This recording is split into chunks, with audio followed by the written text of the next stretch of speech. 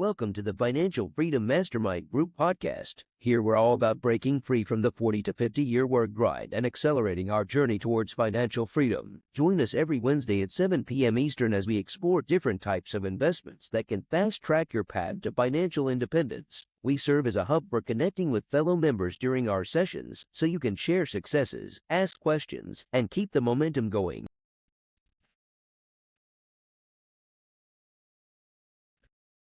Hello, everyone. This is Negi Apple, a host of the Acaba Home Financial Freedom Mastermind Group, and I'm excited today to be joined by Ginger Faye.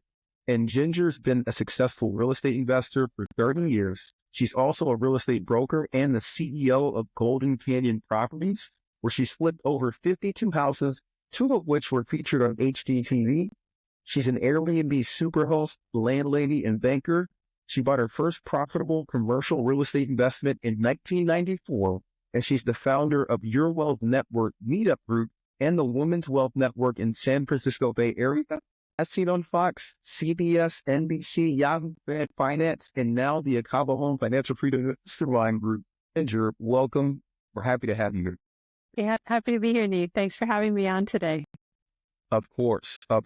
And I'm especially excited to have you specifically on here because I don't think of anybody else that could speak to what we're focusing on as an Acaba Home community this weekend. This weekend, we're actually hosting an event called Breaking Ground, Women Crushing It in Real Estate and Entrepreneurship. We're featuring a panel of women in the Atlanta metro that are kicking butt and taking names in the real estate and entrepreneurship. And honestly, you embody that over the last 30 years. And so could you just take a moment to take us to the beginning of how you even got started? Well, I got started. I've been an entrepreneur, a tiny entrepreneur since I was 15 years old.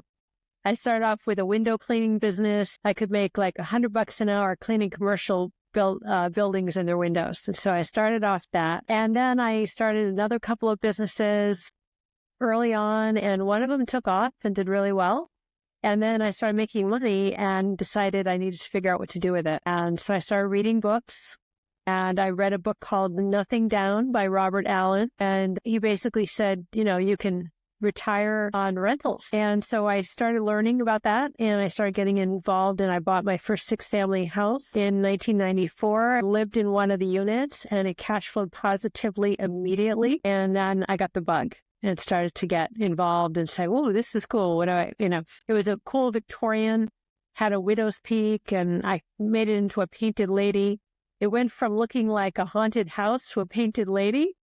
And at that point, my life changed. That is amazing. And I love that because in our community, a lot of individuals start off doing, I know in 94, it didn't really have a name. They call it house hacking now, right? Which is incredible.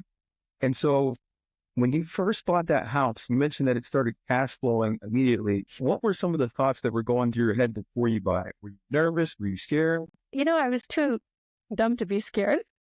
I had more brawn than brains, and my husband at the time was terrified. He thought we were buying a haunted house. It was going to ruin our lives. But I just did the simple math. And even though the interest rates were at 15.5% and I paid 2 points to get it down there, even though the numbers still worked, and I guesstimated what I could get for rent based on what I was paying for rent in this neighborhood and so on. And it all worked out. I was making $500 a month positive cash flow and living for free. And so I wasn't nervous. I was more excited and, let me see, what I can do here. It was more about youthful excitement and desire to grow and learn and figure things out that kind of propelled me forward. Come on, man. No, that's exciting. And I would like to say that when I got my first unit, I was still young and dumb too. Okay. And it was a similar thing. It wasn't a 6-plex, but I actually bought a triplex in Louisville, Kentucky, lived in one unit, rent the others out, and I experienced the same thing. Definitely not cash flow immediately, but it was covering the mortgage, which was a win in my book. And so from there, this is one strategy that you used. What was the next deal that you did after that 6-plex? Well, the first thing I did was when I got that, Lloyd's of London was the only one who would insure it because it was mostly vacant. It was kind of scary looking, but the bones were good. So once I slapped some paint on it, it started looking a lot better. So I dropped the insurance with Lloyd's of London and got better insurance. So that dropped my expenses, then beefed up the cash flow. And as soon as I did that, I amped up the value by about 50%. And so I took the money out because now I started getting excited about this. Oh, let me do this again. And I took some money out and I bought another 6-family with the money down from this property. That was my next one. And that one was more of a break even. It didn't cash flow, but it made a few bucks. It was good enough. And it was a nice tight, when I say tight, I didn't have to do anything to it. It was already nice. It was already a decent house in a decent neighborhood. This one, was a mess. That one was kind of it just kind of like rented out and made a few bucks and it was good. And then I end up wrapping those two and buying a 9-family and with no money down at all because I got it as such a deal. It was worth probably $100,000 more at the time than I bought it for. And so between that spread and my wrapping the two, again, this was being young. I didn't know what I was doing. I was just like, oh, let me see what I can do. And okay, maybe I could do this. And maybe it was just a natural creative thing. There were no podcasts about this. It was kind of just following the tea leaves, following my gut instinct and seeing what would happen. And then that one did really well as well. So, and then I got the tenant from hell on the last. Yeah, everything was good until a tenant from hell. And so that's another conversation. So, but yeah, that's kind of what it was. It was just like playing a little Monopoly game and like, let me do this. And how much bank give me for this? And then by that time, things had shifted around. I could get a local bank to get me a rate of 6.5% for a 30-year fixed on the second 6-family, which was pretty cool. So that was good. And then the rates had started dropping. And as the rates were dropping on the first house, which was 15.5, it had a variable rate mortgage, but they kept coming down till eventually it was like 7.5%. And so every month I was like, oh, I got another $100. Oh, I got another 50. That was kind of exciting. Ginger, to that point, you touched on something that's very interesting because you were investing, as you mentioned, before self-help books, before podcasts, and before the interest rates were even anywhere near where they are today. Yet a few years ago when it came up and went to 7%, everybody started freaking out. But we were when it was 15%. And so what is your comfort level in today's? It's all about the numbers. The challenge we have today, of course, is $1 million here where I'm at. I'm selling and representing a seller, for example, nearby, and the condo is worth upwards of $1 million. It's a townhome. It's worth over $1 million, like 1.1 roughly, right? And so now, okay, well, that's not going to work. But California has always kind of been like that. These were things I did on the East Coast. It's all about the numbers. It doesn't matter about the rate. It matters about the numbers. And so if the numbers work, they work. If they don't, they don't. Now, here in California, people have a strategy because people make quite a bit of money in certain pockets of California. I'm in Silicon Valley, so they have this tech money coming in and people are making money and they don't know what to do with it. So they park it here in real estate. And traditionally, California, Silicon Valley real estate doubles every 10 years. So to them, they don't mind writing a check every month because at the end of the 10 years, they're going to double. If they have a $600,000, $700,000 investment, that's going to double in 10 years. So those $300-$400 checks, to them, it's the cost of doing business, and they can still rent it out and make some of it back, but ultimately they're going to make more on the back end. So that's one complete way of thinking like, oh my God, a negative cash flow. Can you support a negative cash flow? Well, some people are very comfortable supporting a negative cash flow, knowing if they check the numbers, the values keep going up. And at some point, they're going to be able to cash out. So that's one way. It's all about the numbers. It's not really about the interest rate. But being spoiled at 3%, when everybody grabbed what they could at 3, 2, 3, then, God bless you if you got to experience that and grab that. That's wonderful because you'll never get that again. Come on now. I know it. And it's one of those things like when you look over even just 30 years, which is not that long, it was 15% at one point, right? So we're actually right around where the median's been for the housing market over 30 years. And so it's not something to freak out about. To your point, it's about running the numbers and making sure it works as an investor. Yeah, the challenge is that the prices are high and the interest rate's high. And everybody expected that they would come down, and they really haven't, because the demand is still high. The demand for a million reasons is still high. So we expected a flattening of the economy, but the economy has been so robust, and there's such a demand on real estate between Airbnbs and rentals and the population explosion and all of that. And the lack of construction over the last 10 years nationally, all of these things have compressed in on the situation so that there's a great big demand. Agreed. And I'm going to ask you a little bit later to pull out your crystal ball. Before we get to that, just in your past, you've done flips, you've done the house hacks, you've done the Airbnbs. What is your favorite investment strategy? I really enjoy the Airbnbs from the standpoint I love hospitality. I love making people happy. I think because I get really good feedback, but that's like an emotional thing. From a financial thing, I really like finding properties that are in high distress situations and then renovating them for a large profit. More challenging. My last flip, for example, I bought a house in a really great neighborhood for $2 million, and we demolished it. And then we took that, basically a lot of land with one wall up, and we dug in the foundation. We made a 2-story building, put in $1.25 million to create a new building, 3,500 square feet, and we sold it for 4.8. But what I loved about that was it was grand and beautiful. It was that farmhouse style, black and white. It was amazing. And I had an amazing team that I worked with. I enjoyed working with the team, and that was exciting and fun. So I would say, so what's my favorite? Anything I can sink my teeth into and get a good profit and get good feedback. I love design. And I think that the commonality is between the Airbnb and the renovations and the flips is the pride that I get in beautifying houses and then cashing in on them and handing it over to somebody who can enjoy it. So it fulfills a creative side of me as well as a need to make money. I'd say that's my favorite. No, and honestly, it's flowing divine passion with your day-to-day job.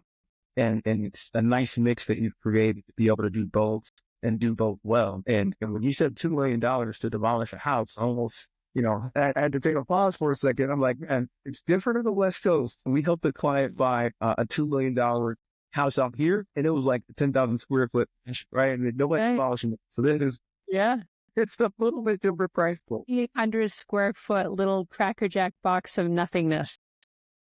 Crazy. That is crazy. But it's a beautiful thing. And to your point, it makes sense over there, especially if it's going to double. It's much better than putting it into a savings account. It's going to beat inflation. Mm-hmm. It's going to be a nice investment down the road. Yeah, our investors ended up with like 10.5% on their money, right? Yeah. They made a killing. And I invested my own money and I got 10.5%. So I made on this short period of time, I made $50,000 on my money I invested, which was great. And I put that same money in the bank when I was done with that particular flip. And I made like $5,000 for the next year, right? So it was like $50,000 or $5,000. So, end up being really nice. Like, okay, I need to reinvest that again, right? So I took a break because it was right when the interest rates were spiking as I was reorienting, and I did some remodeling jobs just for fun while I was doing my brokerage and my mortgage and real estate brokerage, and then got back in the game once things stabilized. But yeah. You mentioned a little bit earlier that you work with a bunch of different partners, right? You gave your investors, they got a little over 10% return on their money. And throughout your career, you worked with different partners, like you went out with them. And so I've been in the real estate space for 8 years, and I can tell you, I've done a couple of partnerships. Some have been amazing, and some have really, really set us back. Like, man, we could be a lot further ahead than we are. Have you learned anything from some of those partnerships, or any lessons that you want to share with? What you said is so important. It's so critical.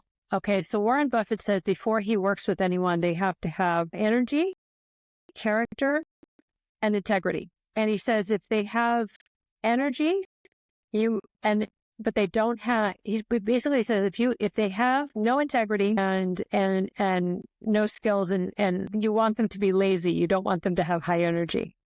You want them, so you want them to be lazy. So high character, integrity, and high energy and knowledge. all those three things. Partnerships I've had all over the map, and there is wisdom in learning how to deal with partners. I'm sure you've learned a few things from your mistakes, as I have as well. So before I partner with anybody, I check them out on whitepages.com. You cannot trust social media because the professional people who are, partners, the professionals will clean and scrub their social media, so you cannot trust that. You can mostly trust whitepages.com or any other type of background checking. That will tell you a lot. There's a book called Sapiens, which is a very, very famous book, New York Times bestseller. And it talks about one of the ways that humanity catapulted beyond the animal species is by gossip, is that they could protect the tribe by talking about what was going on. And in many cultures, we see more of it or less of it. Now, I'm not a gossip person, but if I'm partnering with somebody, I want to know who that person is and their reputation. I want to know their reputation. And if you start poking around in groups, you're going to find out what the reputation is on a person. And you need to have people that you trust to tell you, and you need to find out who their references are. With a contractor, you should think about bonding them if you don't already have a good relationship with them, that you trust them. With partners, you need to find out what their strengths are, what their, there's a great book called Rocket Fuel that talks about people who are visionaries and as far as people who are also integrators. Are they managers? Are they visionaries? What are they? And so find out what their talents are, what their skills and abilities are. What ends up happening is people who like each other end up hanging out together, having a good time, like, hey, let's do a deal together. And then they're like, oh, okay, let's do that. And they're not qualified to do any particular part of the deal. And it's that excitement and that fun in the beginning. But at the end, it becomes a mess. And then you can lose friends and partnerships and money, and it can be a disaster.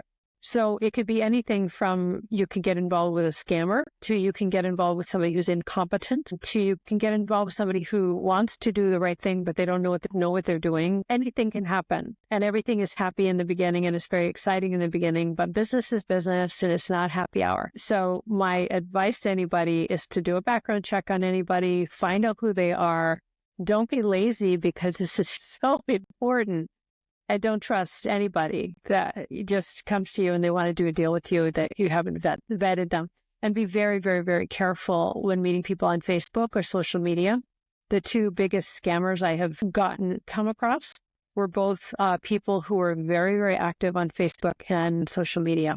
And you couldn't tell who they were until later on when, the truth came out. One of these guys is still, probably both of them. One of these guys is still skulking around the Bay Area, ripping people off big time with big scams, and he hasn't been caught. I've been interviewed twice by the district attorney, and they said they were going to get him, and then they didn't. So he's still around. So that's just one. But yeah, you got to be really, really careful. This is a shark. This is shark-infested waters, and especially in the Silicon Valley area, some places maybe not, where people are a bit more, either easygoing or more trustworthy. But this is an area where, you just can't take anything for granted, and it's business. Think about bank and underwriting. If you've ever got a mortgage, they don't trust you. The banks don't trust you. No, the banks don't trust you, and they want to know everything about you. That's why they get, credit report and this and that. And why? Because they want their money. They want their money back and they want their interest. And we have to have the same attitude when we're going to invest in somebody. We're going to invest our lifeblood, our time, our energy, our money. We want it back, and we want it in spades. We don't want to just be handing that around willy-nilly. It's not the place to be lazy. 100% agree. And literally, the example you used is when you go out with a loan, they're asking for every document under the sun. Make a drop of blood or verify that it's you. That's right. That's right. The next incarnation, the little glass, right in front of the notary, and right, yeah, that could happen with everything crazy now with AI and people faking driver's licenses, but that's why reputation is so important, and that's why checking people out, like literally being involved with good organizations with people who. And some of these meetups, honestly, some of the teachers that I've seen, the leaders on the meetups, they know what they're doing, but they're not necessarily people end up trusting them And then they end up, mishandling, mismanaging people's money. Some of them get too much ego. And then, they're good speakers and they can teach people and they look good, they sound good, they move people emotionally, and then people write up their checkbooks and then hand it over to them. And then they say, look, I'm going to buy this beautiful building and we're going to do this and that and this and that. And then pretty soon they're going to Cabo with your money, and I've seen this with the investment groups. I've seen it all over the place, but like Rotary, for example, if you have Rotarians or people who've been around for a long time doing good for the community, get to know people's reputation. I think that's really, really important. Hang around people who believe in the long game in life and in relationships, and who play the long game, because it's so much easier to play the long game. Just do the right thing for people, be honest, pay attention. It's easier because then you get repeat business, you get repeat contact. These shysters, they're always like hitting and running and hitting and running, and they're living on adrenaline, and so. It's true. It's true. And to your point, when you're playing the long game, you're not worried about, I have to get this one deal, I got to get this thing from this person. It's more, what does that long-term relationship look like? The best example I can think of is I recently got into bigger deals, right? I have a partner out in Louisville, Kentucky that was one of realtors. We built some self-storage. A lot of people that listen to the podcast, I know about this. We built some self-storage from the ground up, working to build some townhomes. But long story short, that was a 7-year relationship built up over time with me just investing in real estate on my own. She was a realtor, crushing it. And then it evolved into, hey, let's go in together and do something. We developed that over 7 years, especially nowadays where it's getting easier to scam people, more technology that's going to make it even more difficult to find out if it's false or not. I think the advice you're giving is spot on. Have to do your due diligence on the person, even more so than you do on the properties. Yeah, exactly. But I have a couple questions for you. So it's going to shift gears a little bit. I run the Cabo Home team in the Metro Atlanta. We have 13 team members, and over half of our team is made up of women that are out here getting after it and crushing it in real estate. And so I'm asking this question on behalf of them. Why is it important for women to invest in real estate? Because of the uncertainty of our world right now, I believe. Traditionally, we have the Cinderella and the Prince Charming. And I think that that's been the model in women's minds for the last, half a century, since the fees little bit of Leave It to Beaver. And some women, they want to trust a man. They want to kind of relax, and they want to just trust that the man will take care of things still. That's still a thing. From my experience, I didn't have that natural trust towards men. I grew up without a dad. So I think that benefited me in a sense of I just learned pretty early that I had to trust myself. My first husband, I don't think he wasn't very ambitious or entrepreneurial or someone I could have faith in. I couldn't trust him. But I was younger. I didn't know what I was doing either. No, but I felt early on, I learned to trust myself. And I think it's valuable now more than ever.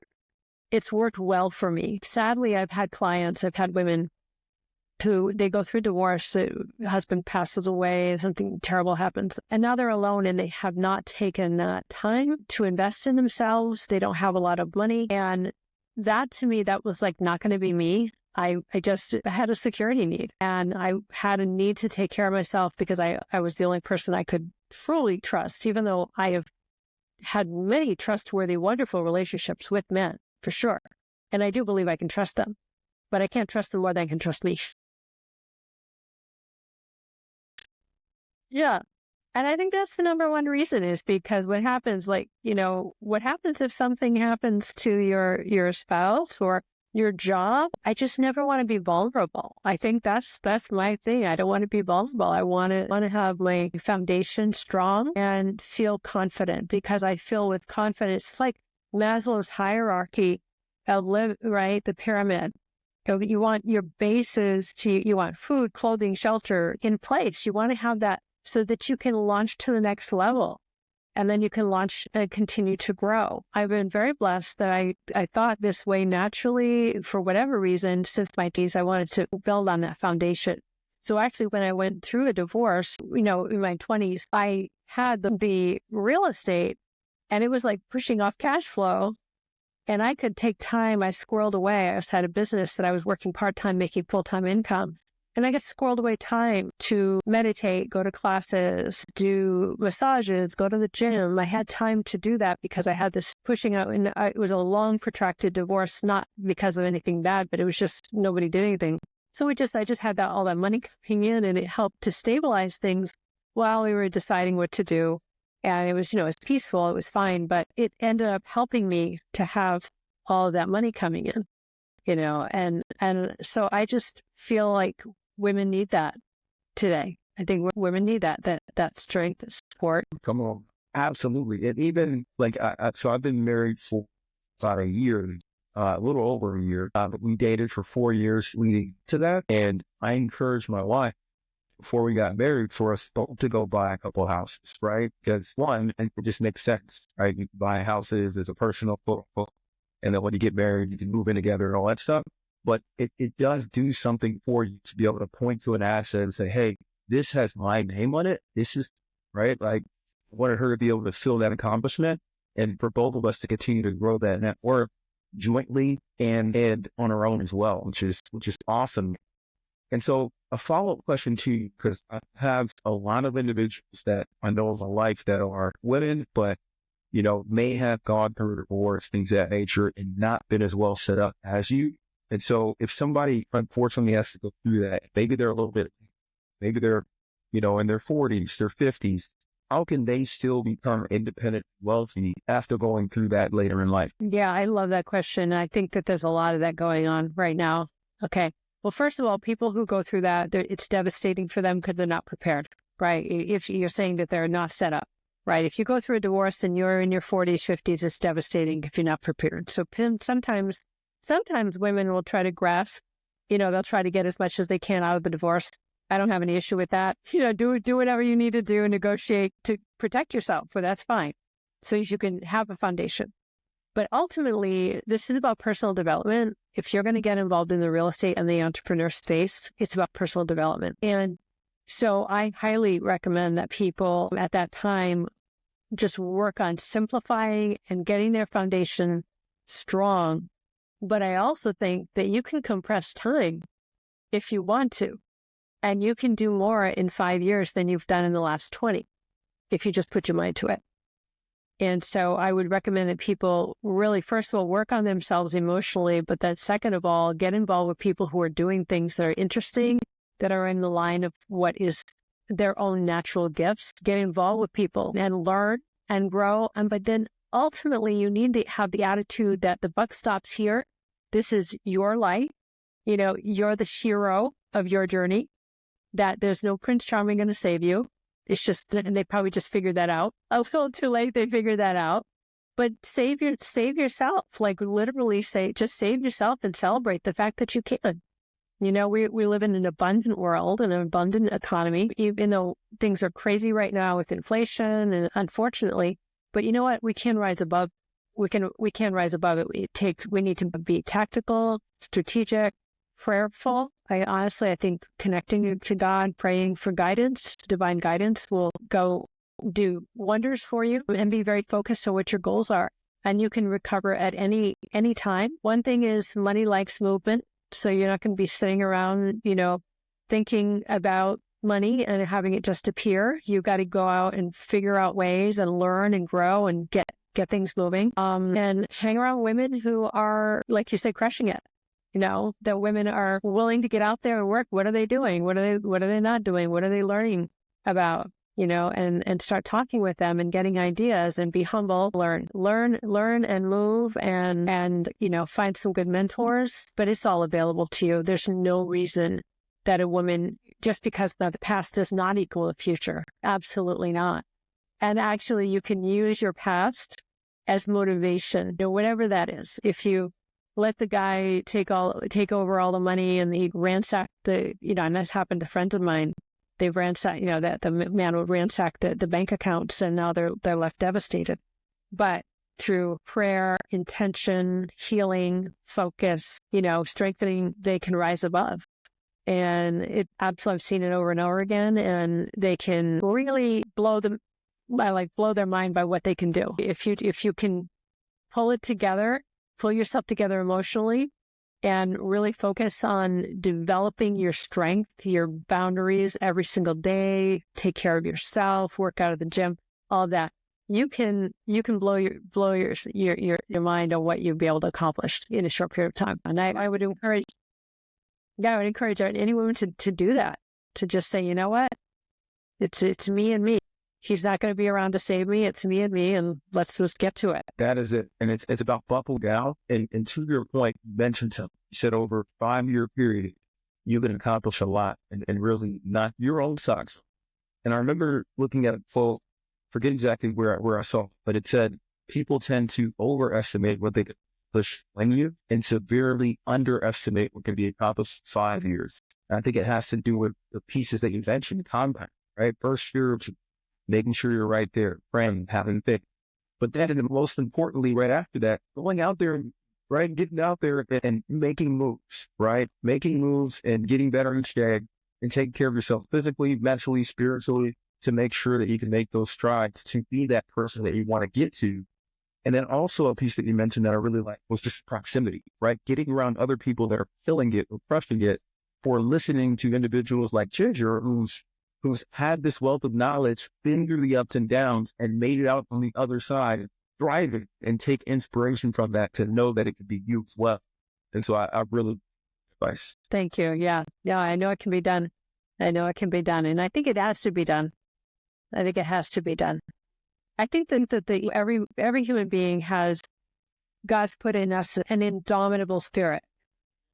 Right. We love the Rocky stories. Why do we love why do we love these stories? Because we know inside, this is what we have inside of us. We have that strength to push through adversity. We've got it.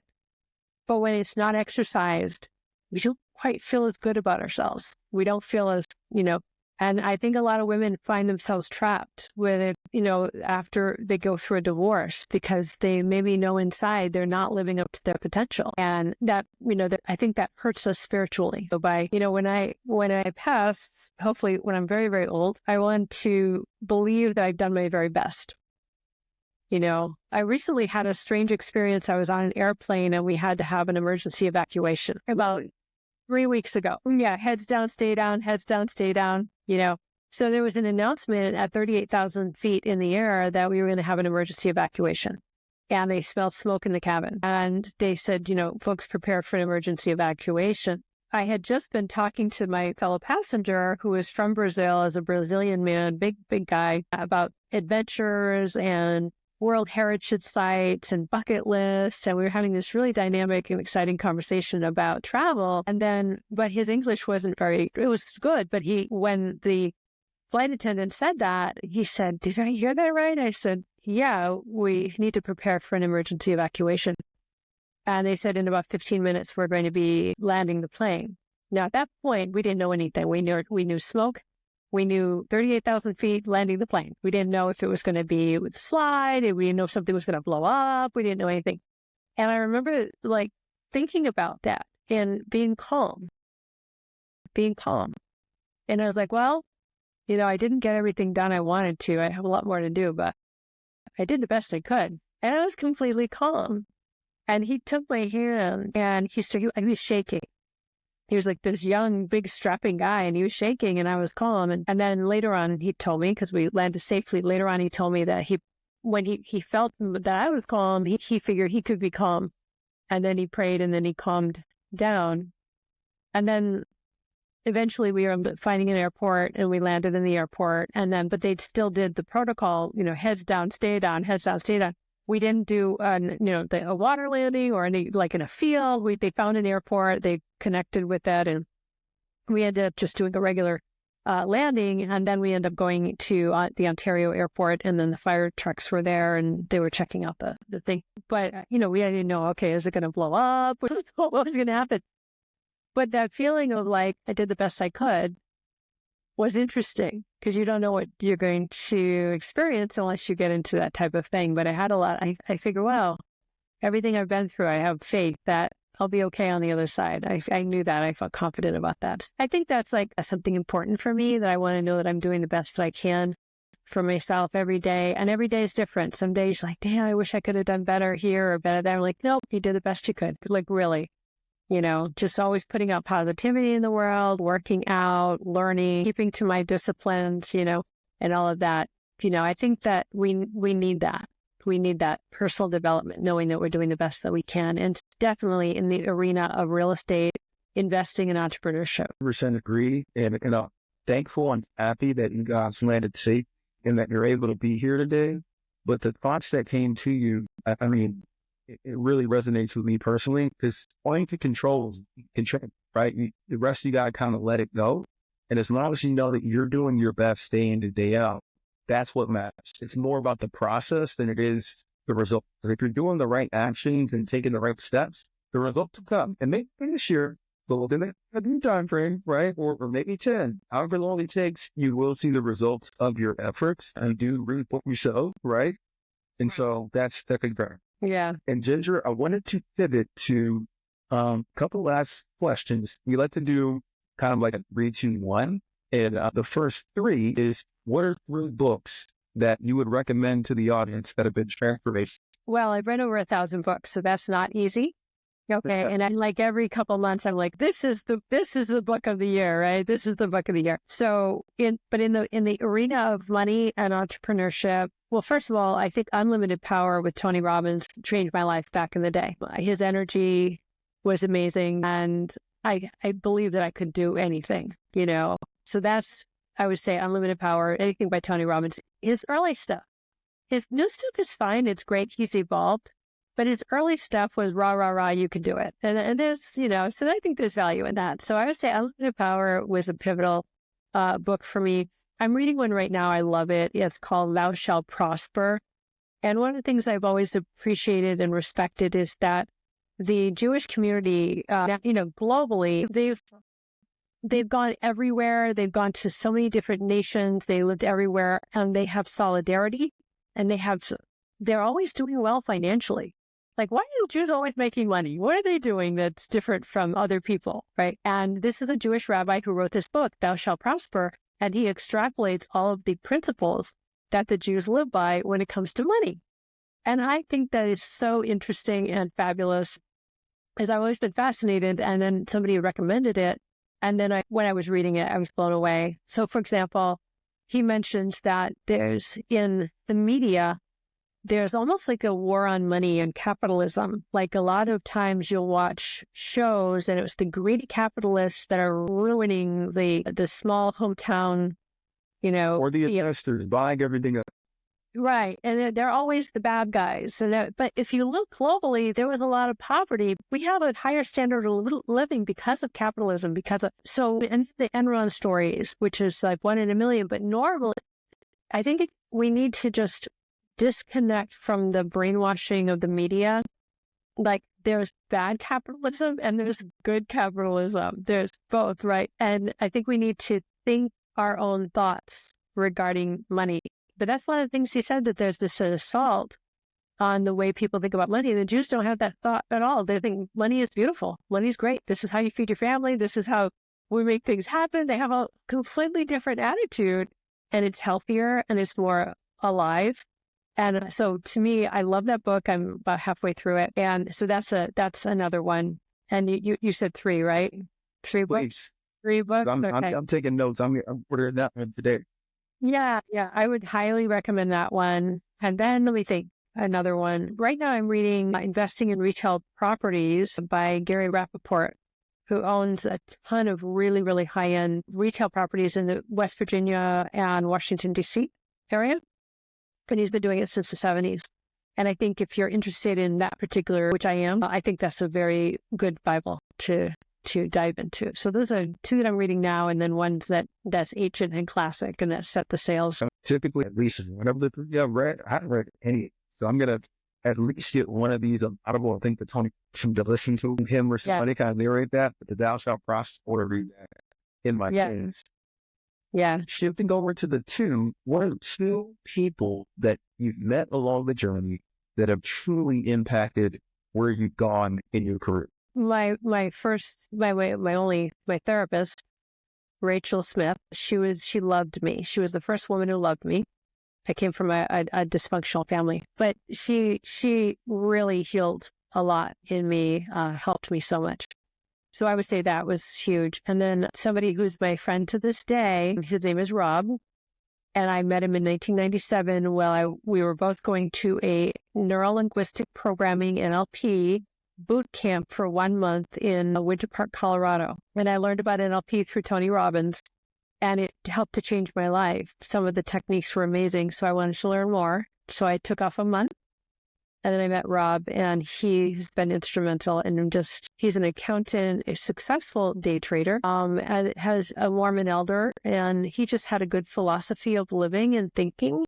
And he was a caring human being, and he's very, very loved by many, many people because of almost a spiritual quality to him and a wisdom.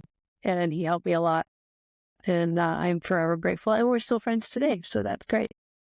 Well, yeah. Nothing like a decades-long friendship. That's amazing. Mm-hmm. That's pretty cool. And you're able to kind of grow together and see the differences over the years.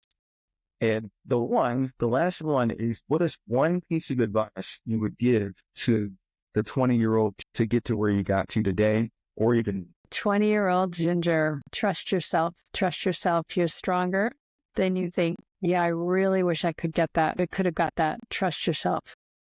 Yeah. Yeah. Come on. Is amazing. And it's advice that I'm going to share this with my team. As I mentioned before, I've got a solid, awesome team. I think they need to hear that message, because if you don't trust yourself, right, it's hard to depend on others to give you that trust. You should trust yourself and know you can accomplish it. And fast forward and look where you are today. So Ginger, I truly, truly appreciate you joining us in the Powerhouse Financial Freedom Mastermind podcast. And if anybody wants to get in contact with you, what is the best way?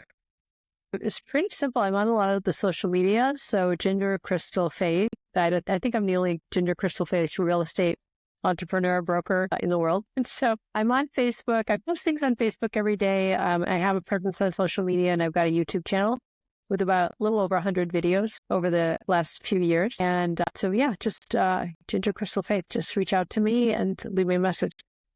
Come on now. And the final question before we wrap is, how can our audience help you one of your goals heading into next year? What are you excited about? How can our audience support? Well, if anybody is interested in investing in commercial real estate, I would say, reach out to me, because that's my focus. I've been working with the J. Scott Shield Commercial Academy for the last year. I've worked with them on and off since 2010, but I've dove in very seriously in the last year, and there's a lot of opportunity coming up in commercial in the next decade. So I would say if somebody's interested in that arena, reach out to me. Either if you find that you have a deal that you want to get involved with, but you don't know how to structure it, reach out to me. Or if you have an interest in passive income, more of a passive income money type of thing, reach out to me, and I can put you on our list for when we find a really right opportunity, because we can either get money from bridge lending, hard money while we're stabilizing the asset, or we do a combination of private money, and that. So kind of like play around with every single deal, which one's the way to go. But if somebody wants a really good, like I had, gotten 10.5% on that big flip, that was much nicer than the 5% at the bank.